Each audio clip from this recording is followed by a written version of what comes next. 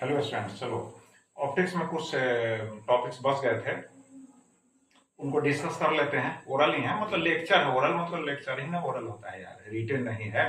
सुनना है आपको, इसको बार बार सुनिएगा तो याद हो जाएगा। अब जैसे देखो, क्रिटिकल एंगल होता है। तो क्रिटिकल एंगल क्या होता है? जब लाइट जो है ट्रेवल करता है डेंसर मीडियम से रेयरर मीडियम में, तो नॉर्मल से दूर चला जाता है। When area of light passes from denser to rarer, then it goes away from the normal. एक पर्टिकुलर एंगल ऑफ इंसिडेंस होता है, बात समझ गए? उस पर्टिकुलर एंगल ऑफ इंसिडेंस के लिए जो रिफ्रैक्टेड लाइट होता है, रिफ्रैक्टेड रे ऑफ लाइट होता है, बाउंड्री से होकर, है ना, पास करता है। जो इंटरफेस होता है, इंटरफेस मतलब रेयरर और डेंसर का इंटरफेस, वहां से पास करता है। तो आर का वैल्यू कितना हो जाएगा? 90 डिग्री हो जाएगा, एंगल ऑफ रिफ्रैक्शन। तो एंगल ऑफ रिफ्रैक्शन जब 90 डिग्री होगा तो करस्पॉन्डिंग जो वैल्यू होगा एंगल ऑफ इंसिडेंस का, उसी को हम कहेंगे क्रिटिकल एंगल। बात समझ गए? क्रिटिकल एंगल एक फिक्स वैल्यू हुआ। लेकिन अब सभी प्रकार के जो सबस्टांसेस है, सब के लिए अलग अलग होता है क्रिटिकल एंगल का वैल्यू। अब देखो, तो इसके लिए फॉर्मूला क्या है? साइन सी बराबर 1/म्यू, चाहे म्यू बराबर साइन सी, ऐसे याद रखो। म्यू बराबर क्या होगा?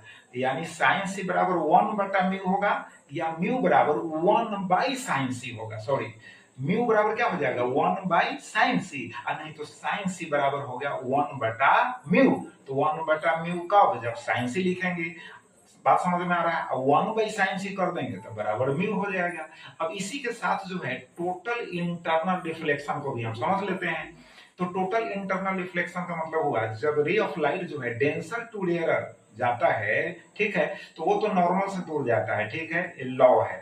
अब हम बतला रहे हैं कि जब angle of incidence critical angle से बड़ा हो, when the angle of incidence is greater than critical angle, then the ray of light returns back to the same denser medium। जिस मीडियम से जाता है, जिस डेंसर मीडियम से, उसी डेंसर मीडियम में पुनः वापस आ गया। अब जैसे मान लो तुमको गार्डियन जो है डांट दे पढ़ने के लिए, तो तुम घर छोड़ दोगे, भाग जाओगे दिल्ली।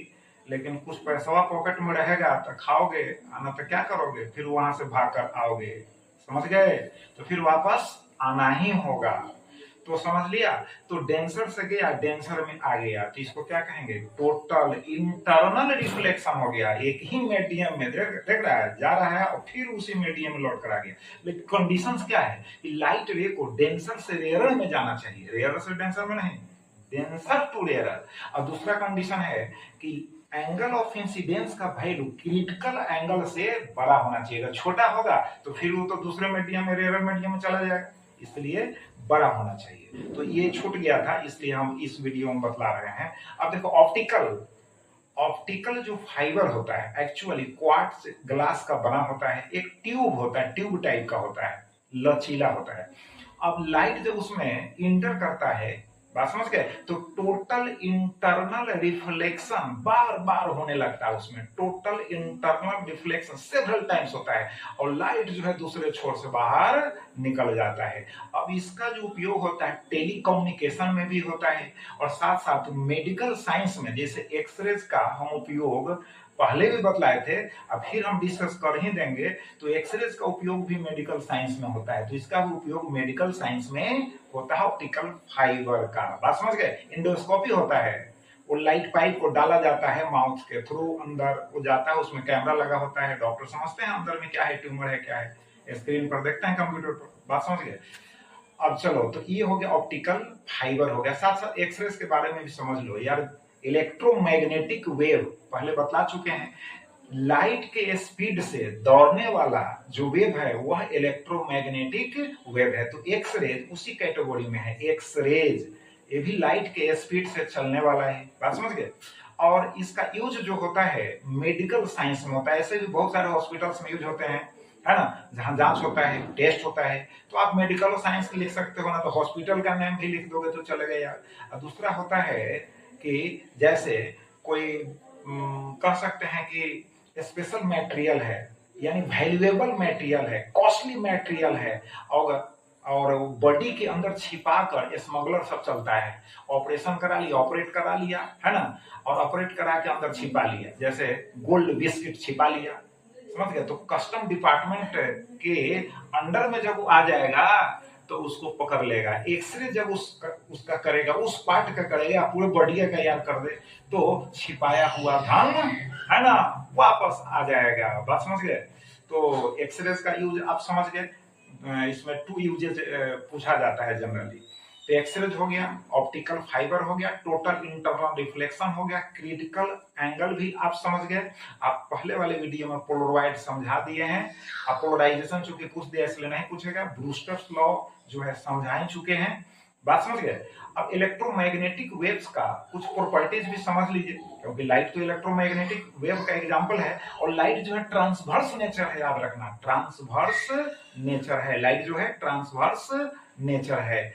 और जो है, हाँ, इलेक्ट्रोमैग्नेटिक वेव का प्रॉपर्टीज। अब देखो, जैसे वैक्यूम में क्या होता है, E/B यानी C is equal to E/B। C क्या है, कांस्टेंट है, 3 × 10⁸ मीटर पर सेकंड होता है। बात समझ गए। लेकिन एक बात याद रखिए कि लाइट जब एक, समझो कि वैक्यूम से अगर किसी मीडियम में जाता है, एयर को छोड़कर, एयर में तो उतना ही स्पीड है, एयर को छोड़कर किसी दूसरे मीडियम में अगर लाइट प्रवेश करता है, इंटर करता है, तो उसका वेवलेंथ चेंज हो जाता है, स्पीड चेंज हो जाता है। इन कौन फिजिकल क्वांटिटी है जो चेंज नहीं होता है, याद है, फ्रीक्वेंसी हम बतलाए हुए हैं। फ्रीक्वेंसी जो है चेंज नहीं होता है, फ्रीक्वेंसी रिमेन्स अनचेंज। बात समझ गए। तो ऑब्जेक्टिव में भी काम आ जाएगा। तो इलेक्ट्रोमैग्नेटिक वेव्स पर हम डिस्कस कर रहे थे। तो देखो, C बराबर होगा E/B, एक प्रॉपर्टी हो गया। C is equal to E/B। E क्या है, इलेक्ट्रिक फील्ड का मैग्नीट्यूड हो गया। B क्या है, मैग्नेटिक फील्ड का मैग्नीट्यूड हो गया। ये दोनों हाथ समझो या दोनों पैर समझो या इलेक्ट्रोमैग्नेटिक वेव के। अब स्पीड ऑफ लाइट जो है C वैक्यूम में और in air is equal to होता है 1/√ओवर या अंडर रूट μ0 × ε0। अब μ0 × ε0, बात समझ में आ रहा है। तो μ0 क्या है, μ0 क्या है, परमिटिविटी ऑफ वैक्यूम है। अब μ0 जो है परमिबिलिटी ऑफ वैक्यूम है, जबकि वाइल ε0 जो है वो परमिटिविटी ऑफ वैक्यूम है। फिर से समझा देते हैं। μ0 परमिबिलिटी ऑफ वैक्यूम यानी निर्वात की चुंबकशीलता है, चुंबकीय गुण, मैग्नेटिक प्रॉपर्टी। और ε0 जो है वह परमिटिविटी है वैक्यूम का, यानी विद्युतशीलता, विद्युतीय गुण है। क्लियर हो गया। तो 2 प्रॉपर्टीज हो गए। अब याद रखो यार, अगर एक्स एक्सिस में, अगर X axis, Y axis, Z axis, अगर हम सपोज करते हैं कि वाई एक्सिस में इलेक्ट्रिक फील्ड वाइब्रेट कर रहा है, जेड एक्सिस में जो है मैग्नेटिक फील्ड वाइब्रेट करता है, तो जो इलेक्ट्रोमैग्नेटिक वेव है यार, वह किस एक्सिस के अलोंग ट्रेवल करेगा, तो एक्स एक्सिस के अलोंग ट्रेवल करेगा। बात समझिए, एक्स एक्सिस के अलोंग ट्रेवल करेगा। इसका नेचर क्या है, ट्रांसवर्स नेचर है। तो ये सब प्रॉपर्टीज हो गए। अगर पूछता है प्रॉपर्टीज तो प्रॉपर्टीज लिख दीजिएगा। बात समझ गए। तो हम जो बच गया था, रिमेनिंग जो टॉपिक्स थे उनको डिस्कस कर लिए। तो क्या क्या डिस्कस किए, क्रिटिकल एंगल भी हो गया, टोटल इंटरनल रिफ्लेक्शन भी हो गया, उसके कंडीशंस भी हो गया, ऑप्टिकल फाइबर हो गया। और एक चीज और बतला देते हैं, जैसे पहले बतलाए हैं। और देखो, जैसे आई डिफेक्ट्स में अगर पूछता है कि भाई शॉर्ट साइटेडनेस में, हम छोड़ दिए हैं, कहें कि याद होगा तुमको, फिर भी बतला दे रहे हैं। शॉर्ट साइटेडनेस में किस लेंस का उपयोग होता है ना। तो शॉर्ट साइटेडनेस में कॉन्केव लेंस याद रखना, और लॉन्ग साइटेडनेस में कॉन्वेक्स लेंस याद रखना। अब प्रेस बायोपिया में दोनों लेंसेस याद रखना, और अस्टिग्मेटिज्म में सिलिंड्रिकल लेंस याद रखना। अब नाम समझ लो, शॉर्ट साइटेडनेस, इसको हिंदी में कहते हैं निकट दृष्टि दोष। निकट दृष्टि दोष उल्टा समझना है, निकट की चीज दिखाई देती है लेकिन दूर की चीज दिखाई नहीं देती है। लॉन्ग साइटेडनेस, थोड़ा हिंदी का भी ज्ञान होना चाहिए। तो देखो, दूर दृष्टि दोष, लॉन्ग साइटेडनेस दूर दृष्टि दोष, इसका मतलब दूर का दिखाई देता है यार, नजदीक का, निकट का दिखाई नहीं देता है। और प्रेस बायोपिया बुढ़ापे में होता है, उसमें सिलियरी जो मसल्स है, नेत्र का पार्ट है, उसकी जो इलास्टिसिटी है वो रिड्यूस हो जाती है, घट जाती है, जिसके कारण वह डिमेरिट उत्पन्न होता है। तो दोनों लेंसेस यूज किया जाता है। सिलिंड्रिकल लेंस में होता है, इस अस्टिग्मेटिज में हम लोग सिलिंड्रिकल लेंस इसलिए लगाते हैं कि किसी स्थान पर जो वर्टिकल लाइंस भी है, हॉरिजॉन्टल लाइंस भी है, तो आइदर वर्टिकल लाइंस अगर स्पष्ट हो रहा है तो हॉरिजॉन्टल नहीं हो रहा है, हॉरिजॉन्टल हो रहा है तो वर्टिकल नहीं हो रहा है, तो सिलिंड्रिकल लेंस का यूज करते हैं। कारण है कि कॉर्निया जो होता है उसका जो कर्वेचर है ना, हॉरिजॉन्टल और वर्टिकल, वो सिमिलर नहीं रह जाता है, डिसिमिलर हो जाता है, उसके कारण है ना वह डिमेरिट उत्पन्न होता है। बात समझ गए? तो आज इतना ही, फिर हम नेक्स्ट वीडियो में मिलेंगे। आप अब सुनिएगा, याद हो जाएगा, है ना। अब जाइए, अभी सुनिए नहीं यार, अभी जाओ यार, खाना वाना खाओ, खाना वाना खाने के बाद सुनना। बहुत बहुत धन्यवाद।